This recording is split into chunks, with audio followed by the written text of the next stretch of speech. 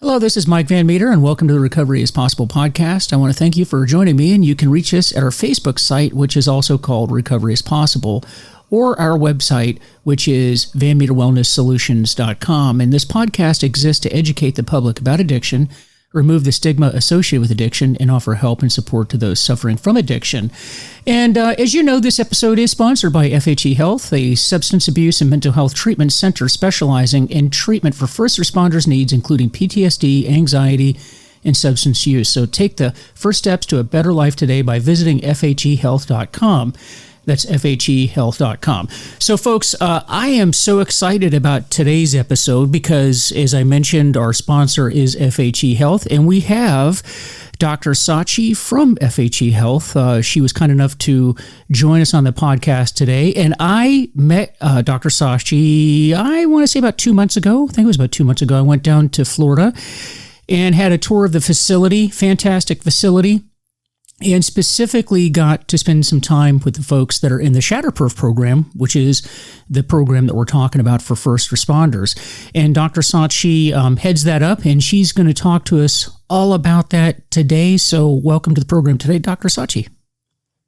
Thank you so much, Mike, for having me. I'm always, first, I'm just always impressed by people like yourself who are doing something that's so important for first responders, which is breaking that stigma of addiction and PTSD, which has been such a taboo topic to talk about and yet so pervasive in the first responder community. So I appreciate your doing this type of work, but thanks for having me.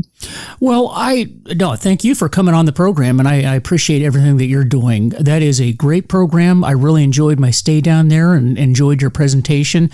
And for the listeners, if you could for us, tell us a bit about first yourself and then talk about the program, because there are not many programs like Shatterproof around the country.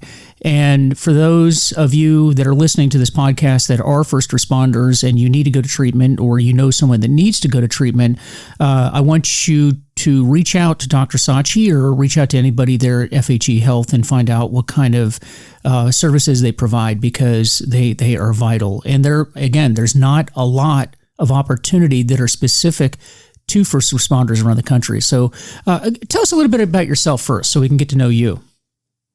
Oh, sure. So I feel really blessed that I have somehow been able to do this type of work as a therapist and program director for first responders, the Shatterproof program. I actually, to start from the very beginning, I was born in Vietnam during the Vietnam War.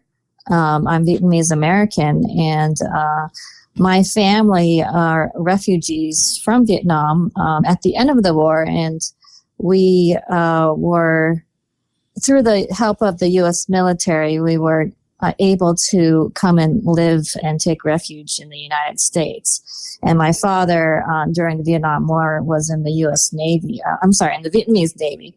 And so he worked closely with the American military. So I feel really passionate about being able to give back to military and first responders.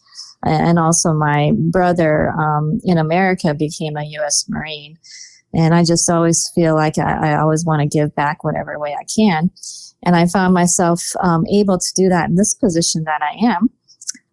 But also just personally growing up in a family that had been traumatized through war, and the process coming to America and all that traumatic experiences and so for me to help people in general with PTSD issues, either growing up with it or experiencing it for themselves, I have a personal connection to, and just really happy to be a mental health counselor for first responders who are in need of help with addiction, PTSD, depression, mood disorders, anxiety, things like that, where first responders have become, they come at a crisis point in their career where they need to seek help at an inpatient facility such as FHE Health. And I want to thank you for all the work that you're doing. It's fantastic, and that's a powerful story. It really is. And Wow, what a fantastic journey that you've had yourself. But I can certainly see where it would have been born out of trauma and how that led you into the work that you're doing. And what do you have a particular specialty? And where did you go to school to work on that specialty? Yeah, so I began in the mental health field. I actually started off in a chemical dependency program at Seattle Central Community College. So I really started off with my therapeutic lens was about addiction, drug addiction. I then moved on to receive my master's degree in mental health counseling with Adams State University, where I was then able to treat not just addiction, but also mental health disorders. And then I received my doctorate in clinical sexology, which qualifies me to be a sex therapist in the state of Florida. And also, it's a specialized field that encompasses sexual health and sexual issues. And it actually turns out to be very pertinent to first responders, because in my work with them,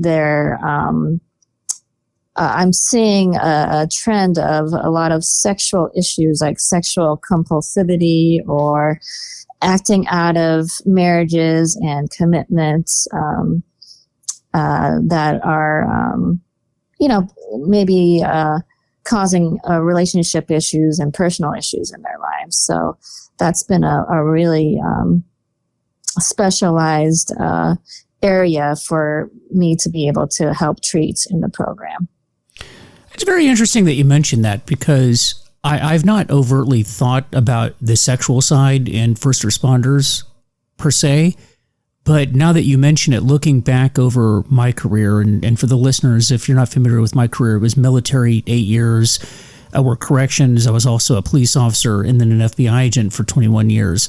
And in that, and I just mentioned that to say that in that span of my career, particularly on the law enforcement side, there would be, to my untrained eye, be a pretty high prevalence of sexual issues and sexual dysfunction, meaning inappropriate behavior over the years.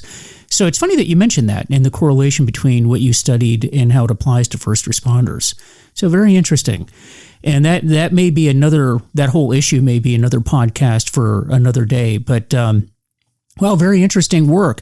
And so you now how did you come to be associated with Shatterproof and FHE? Well, I had previously been working in a drug addiction co-occurring mental health inpatient program for 7 years. And I was really interested in FHE Health and their innovative techniques, which includes the neurorehab services and this first responder program. And this is, I think, how God works. But I met the previous program director of Shatterproof, and we connected on professional and personal levels. And she knew about my work, where I had been learning about trauma interventions. I'm trained in EMDR, and also the sexuality piece. And she, luckily just gave me a chance to work with first responders. And I just was so fascinated and also just impressed by how much, first responders give to their selves, to their communities, their families, but how little they give to themselves. Yeah. And, I just really connected with a lot of the issues of, like I said, the PTSD issues, the desire to serve and give back to other people. But how, again, when that's taken to an excess or extreme, then things like addiction and PTSD, anxiety, depression all happens when you don't do a lot of self-care, which is, I think, probably overall a foreign concept to first responders. Yeah, it really is. I know that when I went into law enforcement, I was coming out of my military days, was very physically active, had a lot of different hobbies, a lot of different interests. And there's just something about going into law enforcement, which was my area, but I know it applies to firefighters and corrections officers and dispatchers and all of the other people that work in that arena.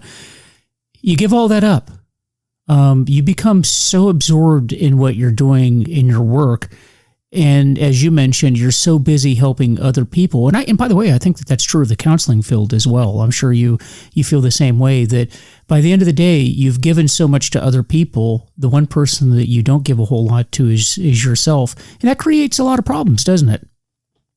Absolutely. I think you hit it right on the nail on the head there, that therapist too, the mental health field, extremely draining, and last person sometimes on your list to focus on is yourself. And that can result in a lot of compassion fatigue, which I think a lot of first responders go through as well. Mm-hmm. Absolutely. And you're seeing that in Shatterproof. So for the listeners, what is Shatterproof? Kind of how did that come about? So Shatterproof is a specialized program within FHE Health, which is strictly for first responders. Now, some other facilities around the country may have a first responder track where they have some groups with first responders, but first responders are also among the general population treatment.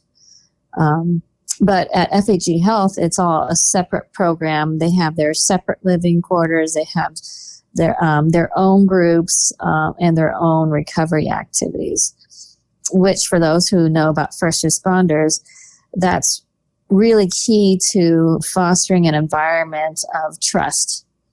You know, because of what first responders deal with on a daily basis, you know, they see the worst of humanity on a daily basis sometimes, that trust becomes difficult, and being able to open up to others is also becomes a struggle. So we, FHE Health, created a program that would allow for that trust to happen very quickly by being among others who they can talk about the shootings, the suicides of their partners, or the children that were hurt or killed and that they had to help and try and save. Those type of stories and incidents are harder for, say, the general population to understand and not have a real shock value to. So just a very specialized program for that safe space of healing for first responders. Yeah, and on the flip side, it's not only a safe space for the first responder, but let's be honest, I've been in sessions too where it became known to the group that I was a retired law enforcement officer, and people didn't feel comfortable opening up themselves. Not necessarily the shock value of the work that first responders do, but maybe they have something in their past, maybe something currently going on where it was not safe for them to reveal that in the group. So it's a two-way street. It's safe for the first responder and oftentimes for the non-first responder as well. We want these sessions to be safe spaces for everybody, a place where they feel that they can open up, right? I mean, so you would agree it goes both ways. So there's a number of reasons why it's a good idea to have first responders in treatment themselves, have their own groups. I think that's a great point, that as much as possible, if facilities in general can have that understanding, I think it helps everybody, all different types of clients. Like you said, it's a two-way street with that. Mm-hmm. Now, how long has Shatterproof been around? I think it's going about 6 years now. Mm-hmm. I've been the program director for a couple of years, and previously I was a therapist. So I think we're around 6 or 7 years. Okay. And you, as you mentioned, you take police, fire, EMT, correct? Yeah. Anybody else? Are you taking dispatchers and anybody from the medical field coming in? Dispatchers, yes. Also corrections officers. Medical field, we do have to kind of have a specific criteria if they were, say, trauma nurses, trauma doctors. But that since my experience in the program, that hasn't been a major focus, the medical. Okay. So programmatically, kind of to walk, if somebody were to come to FHE Health and the Shatterproof, what could they expect? Could you kind of walk us through the program? Sure. So we do a detox for first responders who have addiction issues. And that actually is a medical intervention. So that does start off with general population and first responders. But after their detox periods ends and they medically stabilize, they can then get into the clinical work of it. And the clinical work, we spend a lot of time with process groups that with instructors that either are former first responders or specialized therapists who understand the barriers of first responders being able to express their emotions and being in touch with that, and just being able to be open and vulnerable to their peers. So we do spend a lot of time doing that type of targeted processing that will then enable them to talk about traumatic experiences that they haven't been able to overcome, or relationship issues or work issues. So it's that's probably the most compelling and powerful part is how the instructors develop a group setting where they're able to express themselves in that way. Now, this is a traditional 28-day program? I would say so. It's on average about 30 days. That's what we see as a nice minimum for a healing process. Okay, and afterward, do you provide intensive outpatient programs or other OP or extended living programs as well? We do have different levels of care. So detox, residential, partial hospitalization. The PHP happens still on campus. The intensive outpatient, we did have a more traditional IOP where, we had people who lived off campus and commuted if they were local, or it was an open campus where they could do day treatment and then in the afternoon practice their recovery skills outside of the program. So since COVID, that hasn't, we've been a closed campus. So we have more of a modified intensive outpatient. And we did previously have a sober living facilities, but that has since been closed as well. So we work with other agencies that might be able to offer that structured living. And that's all due to COVID as well? That was one of the contributors, I think. Yeah. Well, very interesting. Let me go ahead and talk about our sponsor one more time, and then we'll come back and address a couple of other issues here. So again, this episode is sponsored by FHE Health, a substance abuse and mental health treatment center specializing in treatment for first responders' needs, including PTSD. So according to SAMHSA, first responders are 30% more likely to develop behavioral health conditions like PTSD, and FHE Health specializes in getting first responders better and cleared for duty. So find out more at FHEhealth.com. That's FHEhealth.com. And so obviously, COVID, because since you mentioned COVID and how it's affected your programs, I think that's been recovery-wide. It's not just FHE Health. It's across the country. AA meetings aren't meeting. NA meetings have not been meeting in person. That's starting to open up now, thank goodness. But that's made a dramatic impact on the recovery community, and the number I've seen suicides happening. They just seem to be much more prevalent than I've ever experienced in my lifetime. During this last year, the pandemic, and then of course just the beating that law enforcement has been taking, have you seen an increase in demand for your services? Yeah, I think actually we kind of thought this would happen, but of course, like during the height of the COVID crisis, first responders were really busy just treating and helping their communities. And then so I would say the first of the year, the first 3 to 4 months, we had a really high census, just very lots of need for helping them because of that period of time where they were working so hard before eventually something has to kind of break to a crisis for many of them. So that we did see an increase earlier this year for sure. Yeah. I would imagine that now, has that leveled out, do you think, the numbers, or does that remain the same? It does seem like it's leveled out, and I hope that means that first responders are getting the rest and support that they deserve. But it's hard to tell, it's leveled off, and I'm not sure if it's going to stay like that or if it's going to increase again. Yeah. It's a shame. And again, that's just recovery wide. It's been horrendous as far as, people just relapse. I've seen more relapses this year. More people need to enter treatment, and oftentimes, depending on the state that you're in, not being able to get into treatment. So it's just been a very, very sad situation. Now, what are you seeing trend-wise, talking about sort of the beating that law enforcement has been taking from the community in the last year?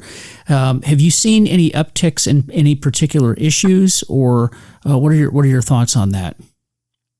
Yeah, when I was first in the program, there was definitely lots of substance abuse. That seemed like the prevalent issue. I would say most recently, in the past year or two, it's been more mental health, PTSD, depression, and anxiety. And, part of me is hopeful, thinking maybe that stigma against getting help for PTSD is getting better, that they're recognizing their symptoms and getting treated for it. Or it could be that the stress of the job and the lack of resources and support has just increased the demand for the mental health side of it. That, like I had talked about, that compassion fatigue and, just the level of hypervigilance they may have when they're always used to being so much on guard. And then finally it comes to a thing where they can't turn it off, even after being off duty.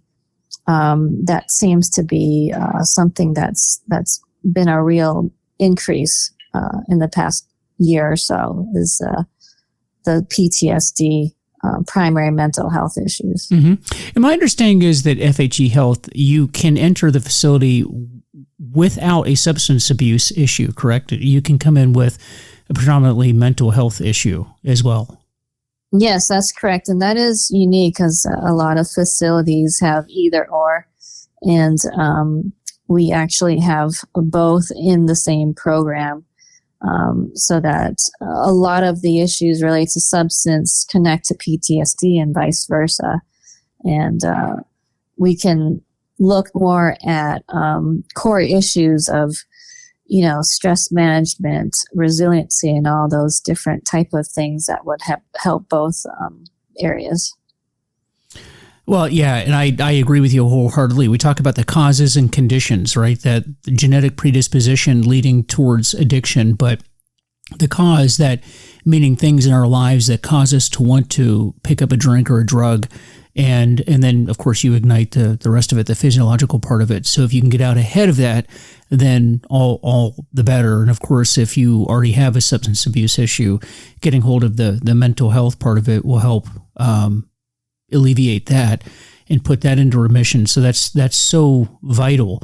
And training, I believe, kind of switching gears a little bit, you talked about the stigma, and you talked about the hope that will get better across the law enforcement community, and I couldn't agree more. What are you doing, or I should say, what is FHE doing in that realm, getting out and training departments and agencies on mental health issues, on suicidality, and on addiction issues? Do you do outreach to the community? Yeah, actually, what's happening around the country is more and more departments are putting together peer support systems and wellness groups. And that's been so great to see. And some departments that don't have that will come to us and asking for, like, how do we do that? We've heard about this. How do we develop this in our own departments and communities? So it's been really amazing to see first responders, besides their own job of their regular duties, they add on top of that wanting to be part of this peer support system, because they're finding out, of course, that their peers will more likely talk to them rather than go to their department heads for fear of any backlash for their job. And that's been a really key way to help people get over the stigma of getting help when their own peers may have experienced their own symptoms and got help for it. Like, that's been such a powerful way to open the door for others who are also struggling. Oh, sure. I know that was the case of me. There was no way I was going to go talk to somebody in the agency. There was just no way, because they could tell me all day long, oh yeah, it's not going to go anywhere. There's you have confidentiality and all these things, and that may be true, but that's a hard sell to somebody that is struggling with, let's just say, an alcohol issue or a prescription pill issue. You can tell them that all day long. They're not going to buy it. They are going to talk to somebody that is in their shoes and does the job that they do. It's just the way it is. And so I'm glad to see that. Especially with law enforcement, when, you're carrying guns, and the departments, of course, have to be extra careful with the mental health stability of their officers. But yeah, there's that extra layer of precautions, and so it would make sense that an officer would be worried to go to their department and take away something, a valuable tool for them to do their jobs. Yeah. In fact, you likely won't have your job without that tool. So people are understandably very, very apprehensive. And that's fantastic. So, but I know that that's a big piece of FHE, and that is the training that is provided to agencies out there. So, again, if you're listening and you're in an agency that needs help and needs training, please reach out to FHE Health and see what they can do for you. Any off the top of your head, and I know I'm putting you on the spot here, but any idea what kinds of training are provided by FHE Health if an agency was interested?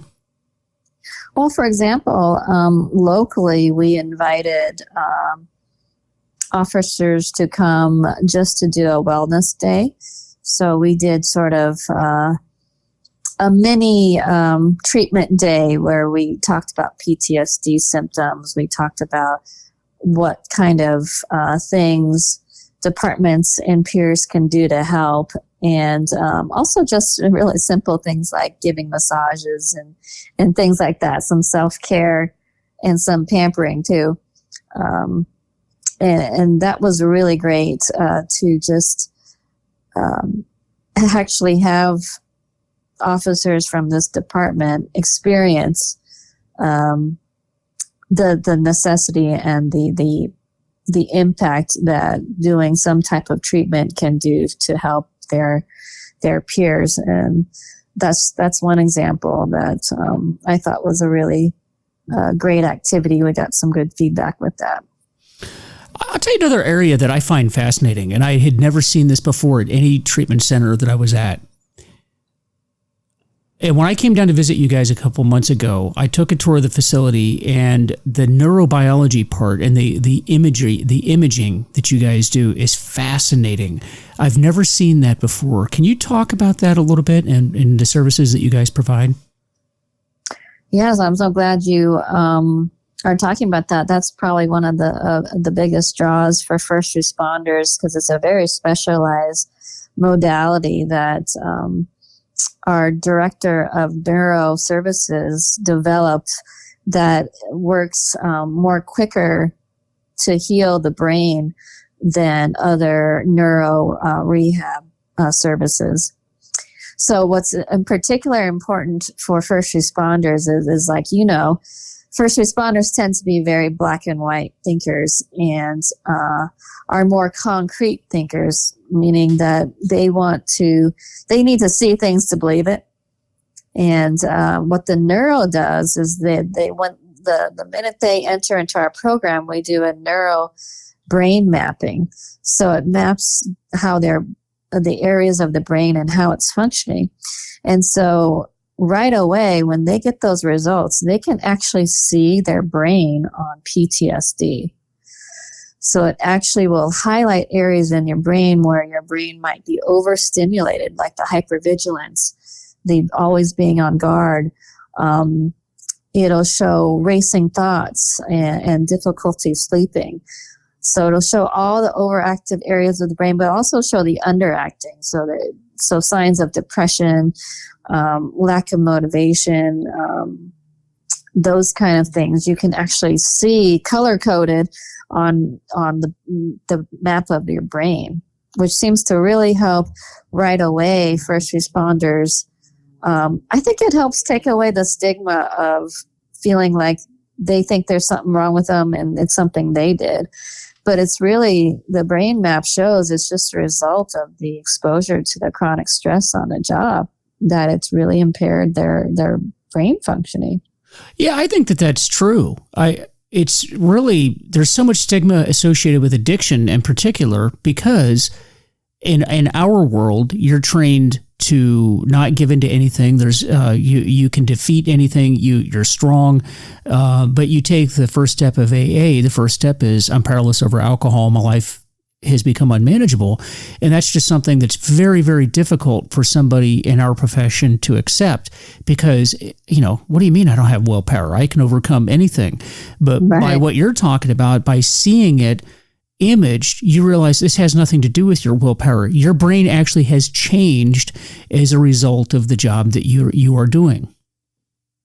Exactly. And what's really fascinating and valuable is, as the treatment of the neurostimulation sessions and the group therapies and different trauma interventions and medications, all that together, they get remapped at the end. And they can see how much their brain has changed in just a short period from doing the treatment. And it's not something that you have to continue, for example, getting neuro sessions when you leave the program.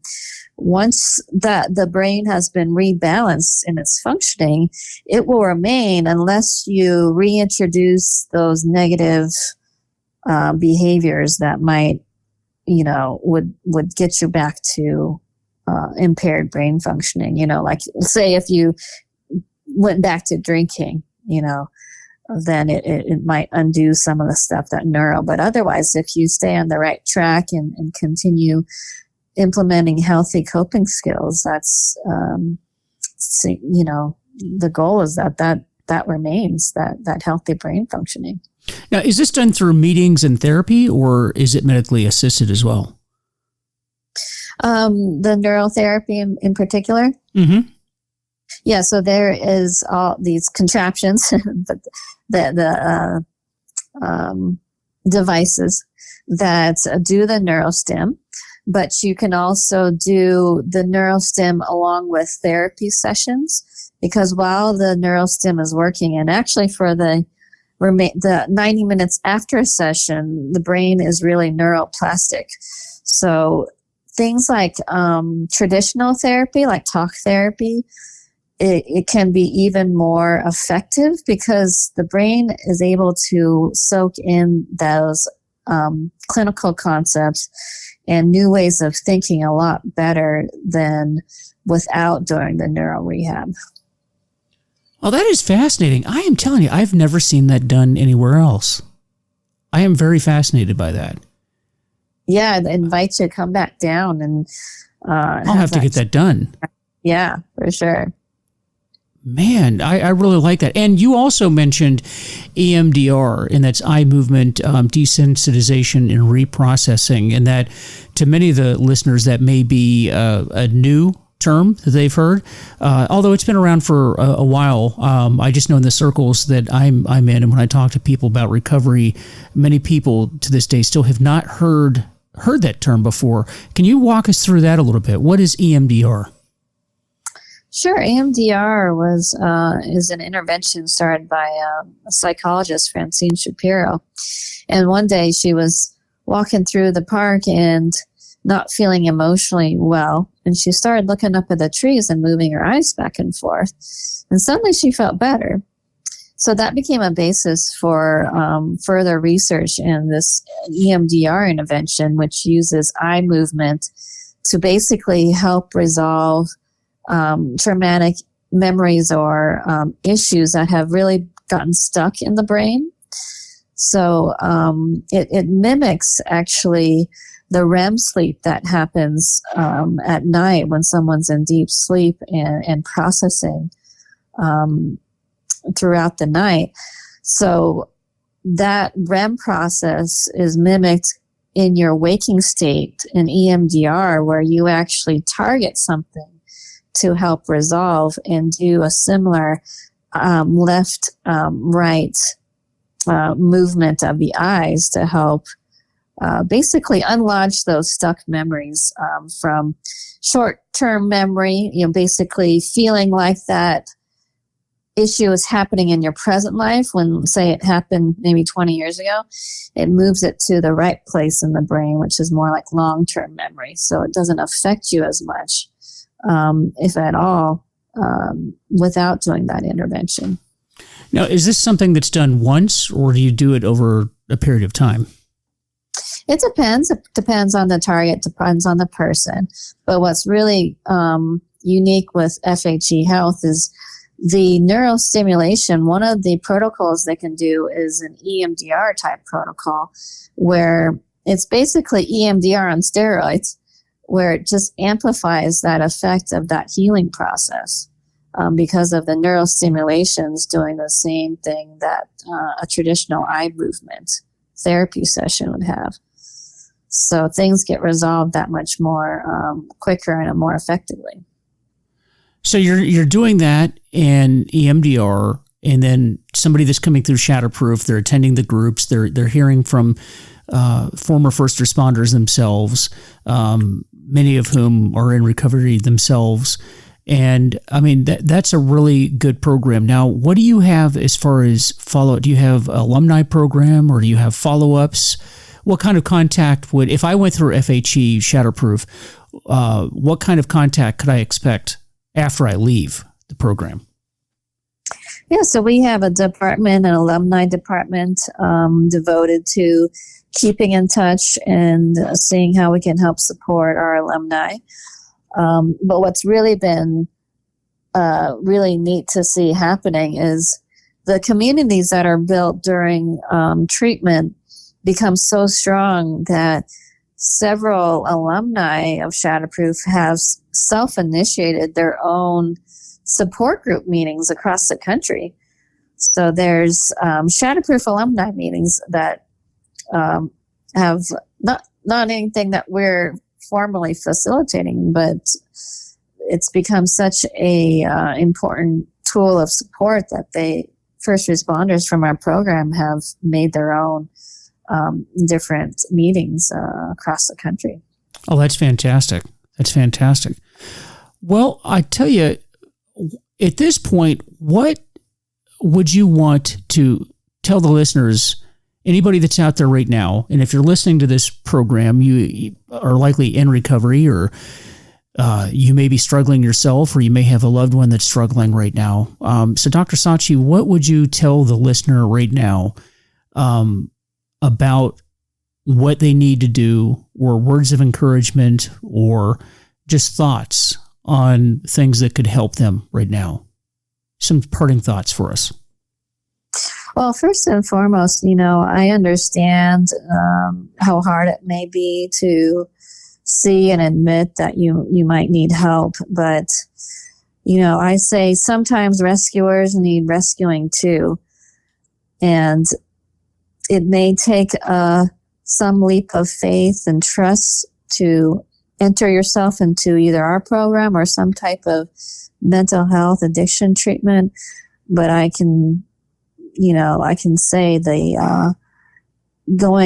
allowing yourself that gift of spending time with yourself to get mentally better not only helps you as a first responder, but it helps your family, it helps your department. So knowing what I know, first responders, they do things because they like to help others. Ultimately, it helps other people when they get better and they get stronger. It does, yeah.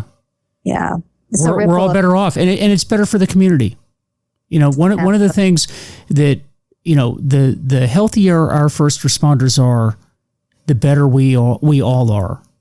And for those that, if you've experienced this, if you are a first responder, you know this. But for everybody else, what you need to understand is these are people that face trauma every day for 20 and sometimes 30 or more years straight. Mm-hmm. And we are not designed to do that. Nobody is designed to handle that much trauma over an extended period of time like that. And it is important that we take care of ourselves. And if you need to get help, you need to get help. And there's no shame in doing that. And if you want more information on the programs that we're talking about, Dr. Sachi, if you could, any contact information or ways that the listeners can contact you that you'd like to put out there. Sure. Probably the best place to go is our website, FHEhealth.com. You'll be able to find our program information. And if it's for yourself or somebody calling the main number that's listed and also available on a chat on the website would be a great place to start. Well, that's fantastic. Well, really appreciate you joining us today. And look forward to talking with you again, because I think there's a number of topics that we could discuss that would be of importance to our listeners. So thank you for coming on the show. Oh, thanks so much for having me, Mike. And thank you again for what you're doing. Oh, no, I appreciate the work that you're doing. That is great work. Like I say, folks, I've been down there. I've spoken to the Shatterproof program, the patients that were there. Great group. These are people that are doing the best that they can to serve the communities, and they deserve all the help that we can give them. So thank you for all the work that you're doing. And again, this episode's been sponsored by FHE Health. And according to SAMHSA, the SAMHSA, first responders are 30% more likely to develop behavioral health conditions like PTSD. And FHE Health specializes in getting first responders better and cleared for duty. So, folks, with that, I want to thank you for joining the program. And so, as I'd always like to say, I am only trying to help give this information and to share it with you. So, because I know it will help you, because it's helped me. And if I've said anything, or if Dr. Sachi has said something doesn't apply to you or you don't agree with, then just discard it. But try to take any information that you can use for yourself or for anyone that you love that needs help, because that's what we do in recovery. We help others along the way while we're helping ourselves. And so with that, please visit our Facebook page, which is Recovery is Possible, and our website, VanMeterWellnessSolutions.com. Let me know how I'm doing, and let me know if there's any topic that you're interested in hearing about, because I'd love to hear from you. So guys, thank you so much. Take care, and we will see you next time.